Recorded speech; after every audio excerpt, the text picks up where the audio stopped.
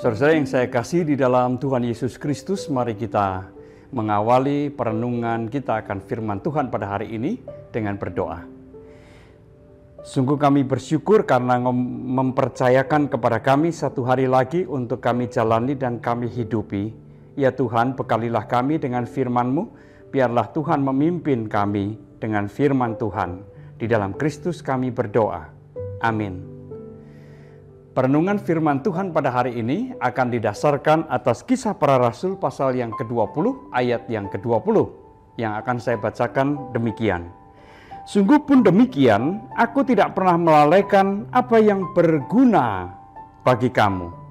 Semua kuberitakan dan kuajarkan kepada kamu, baik di muka umum maupun dalam perkumpulan-perkumpulan di rumah kamu. Demikianlah firman Tuhan. Saudara yang terkasih di dalam Tuhan Yesus Kristus, dalam masa pandemi yang masih belum teratasi, yang bahkan kita rasakan semakin berat ini, maka panggilan setiap kita adalah jadilah berguna. Jadilah berguna bagi sesama. Itulah juga yang menjadi prinsip dari Rasul Paulus, menjadi berguna. Apa yang dapat kita lakukan untuk berbagi, untuk membantu, untuk meringankan beban yang ditanggung oleh banyak orang oleh karena situasi pandemi ini. Ada orang-orang yang sangat kaya raya. Ia menyumbang 1.000 ton oksigen di tengah-tengah kelangkaan oksigen. Ada orang yang menyediakan atau membuka klinik vaksin gratis untuk orang-orang yang tidak mampu. Mungkin kita akan mengatakan, itu kan orang kaya yang kelebihan duit, yang duitnya berlimpah-limpah. Kalau yang pas-pasan bagaimana? Saudara yang terkasih di dalam Tuhan Yesus Kristus, saya akan memberikan contoh. Ada seorang anak dari PPA, yaitu Pusat Pengembangan Anak di GKI Sangkrah ini. Anak-anak PPA ini adalah anak-anak dari keluarga yang kurang mampu. Mereka mendapatkan support dana, bimbingan, dan berbagai aktivitas kerohanian supaya mereka bertumbuh dan berkembang menjadi anak yang bukan saja pandai secara akademik, tapi juga menghargai, menjunjung tinggi nilai-nilai Kristen di dalam kehidupannya. Nah, ada seorang anak yang mendapat hadiah dari orang tua asuhnya yang tinggal di luar negeri.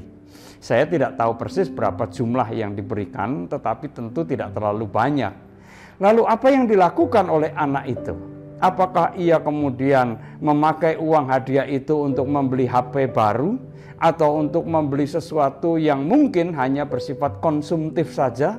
Ternyata tidak. Satu hal yang mengejutkan adalah bahwa anak itu mempunyai tekad.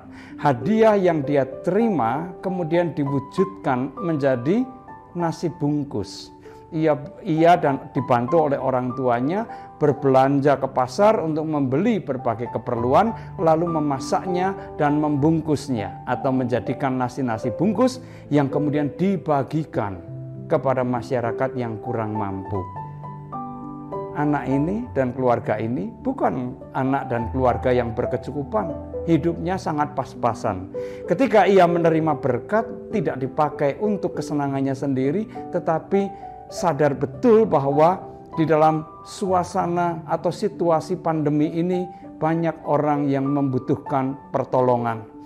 Maka ia mau berbagi.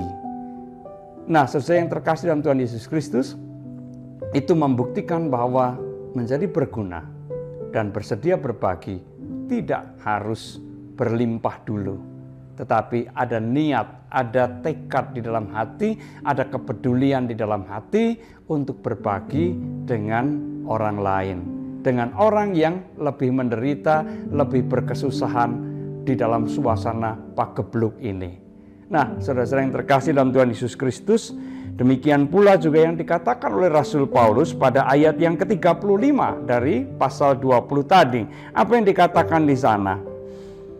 Dalam segala sesuatu telah kuberikan contoh kepada kamu, bahwa dengan bekerja demikian kita harus membantu orang-orang yang lemah dan harus mengingat perkataan Tuhan Yesus, sebab Ia sendiri telah mengatakan adalah lebih berbahagia memberi daripada menerima. Mari saudara-saudara yang saya kasihi, kita dipanggil untuk jadilah berguna. Amin. Mari kita berdoa. Bapa di dalam surga, berkat-Mu tetap melimpah di tengah-tengah suasana yang berat ini. Maka ya Tuhan, berilah kami hati yang bersedia berbagi. Berilah kami hati yang peduli kepada sesama kami. Terima kasih Bapa, supaya dengan demikian kami dapat memuliakan Tuhan melalui apa yang kami miliki, bahkan juga melalui kehidupan kami. Di dalam Kristus kami berdoa. Amin.